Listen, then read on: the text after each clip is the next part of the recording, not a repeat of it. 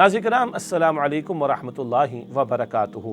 اللہ تعالیٰ نے قرآن حکیم میں جا بجا بندوں کی ترغیب اور تشویق کا سامان کیا ہے، ان کی موٹیویشن کے لیے، انسپریشن کے لیے بڑے پیارے انداز کو اللہ تعالیٰ نے بار بار اختیار فرمایا۔ انہی میں سے ایک بڑا پیارا مقام ہے سورہ عنکبوت کی آخری آیت۔ سورۃ العنکبوت 21 پارے میں اس کی تکمیل ہوتی ہے، اس کی آخری آیت آیت نمبر 69۔ اللہ تعالیٰ نے ارشاد فرمایا والذین جاہدوا فینا لنہدینہم سبلنا، اور جو لوگ ہماری راہ میں جہاد کریں گے، مراد مستقل محنت اور جد و جہد، لنہدینہم، ہم ضرور بالضرور انہیں اپنے سبلنا، ہم ضرور بالضرور انہیں اپنے راستوں کی ہدایت عطا فرما دیں گے۔ وَإِنَّ اللَّهَ لَمَعَ الْمُحْسِنِينَ، اور بے شک اللہ تعالیٰ محسنین، حسن یعنی احسان کی روش کے ساتھ، عمدگی کے ساتھ عمل کرنے والوں کے ساتھ ہے۔ اللہ کی خاص معیت اور نصرت ہے ان لوگوں کے ساتھ جو احسان کا رویہ اختیار کرنے والے ہوں۔ پہلی بات اللہ سبحانہ وتعالیٰ نے جہاد کا ذکر کیا، دوسری بات اللہ نے اپنے راستوں کی لازماً ہدایت عطا کرنے کا ذکر فرمایا، اور تیسری بات محسنین کی معیت، اللہ محسنین کے ساتھ ہے، ان کا ذکر کیا۔ اللہ تعالیٰ فرما رہا ہے کہ جو لوگ ہماری راہ میں جہاد کریں گے، لفظ جہاد اور یہ ٹرمینالوجی غیروں نے تو بدنام کی ہی ہے، اپنے یعنی مسلمان بھی کبھی کبھی اس کے بارے میں غلط فہمی کا شکار ہو جاتے ہیں۔ ایک لفظ ہے جہاد جس کا معنی ہے محنت، کشاکش، اسٹرگل، جد و جہد، اسی سے بنا۔ ایک لفظ ہے قتال جس کا معنی ہے جنگ کرنا۔ قتال کا ہمیشہ مطلب ہوتا ہے راہ خدا میں جنگ کرنا، البتہ جہاد بڑے وسیع معنی میں استعمال ہوتا ہے، محنت، کوشش، جد و جہد، اسٹرگل۔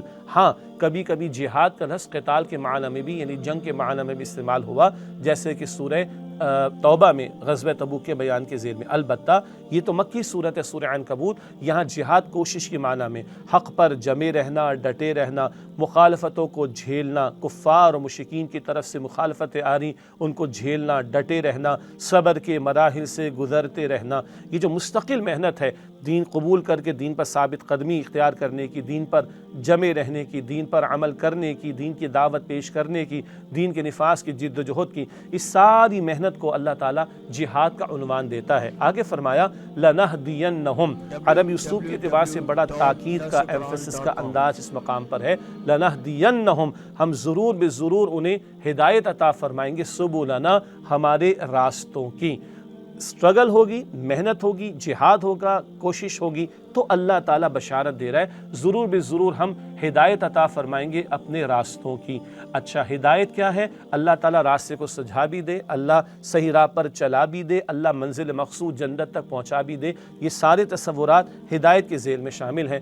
سبلنا، اللہ فرماتے ہمارے راستے، اللہ کی طرف جانے والا راستہ تو ایک ہے صراط مستقیم، البتہ بندے کی کہاں کہاں سے اللہ مدد فرمائے، کس کس طرح اس کو صحیح راہ پر لائے، کس کس طرح اللہ تعالیٰ اس کو چلائے، اس کے ذرائع، انداز، اسالیب بہت سارے ہو سکتے ہیں۔ بشارت کیا ہے؟ ہمارے راستوں کی ہدایت تمہیں ہم عطا کریں گے، بشرطے کہ تم جہاد کرنے والے، محنت کرنے والے ہو۔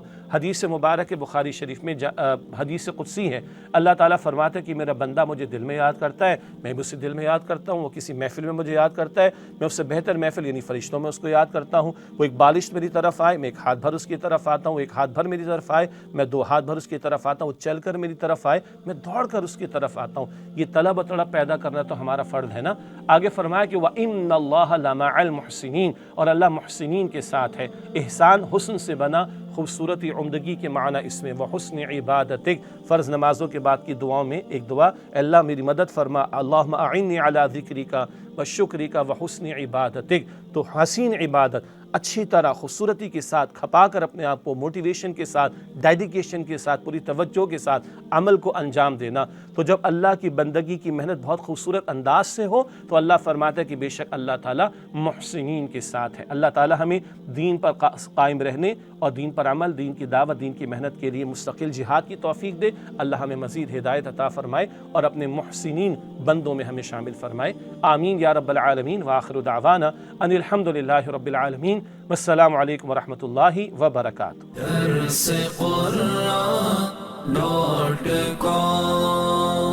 www.darsequran.com